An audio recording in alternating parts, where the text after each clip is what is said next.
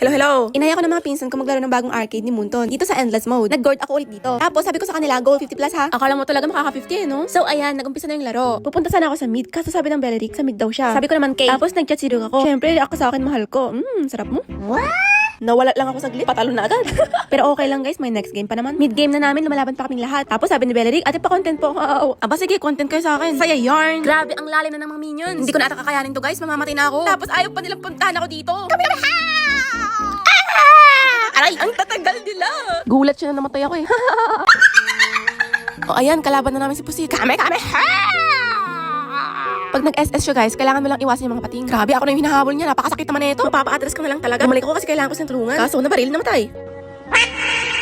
Hoy, mag-defend kayo. Kaya niyo yan. Grabe, ang daming pating. Guys, i-distract niyo yung Pusit. Yan, very good. Sabi ko sa kanila, paano tayo mag-15 yan? Sabay kami.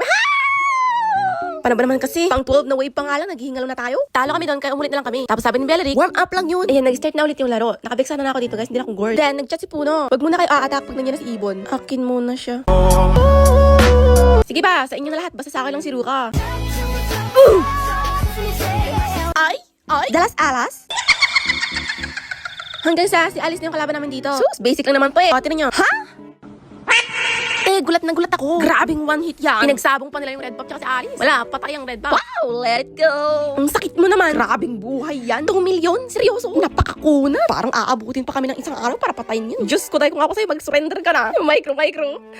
Bumalik siya sa base kaso nag-back out lang din sa pag-heal. See? Grabing lifesteal naman yan. Kaso aabutin ka talaga ng isang araw bago mo siya magpatay. Takbo!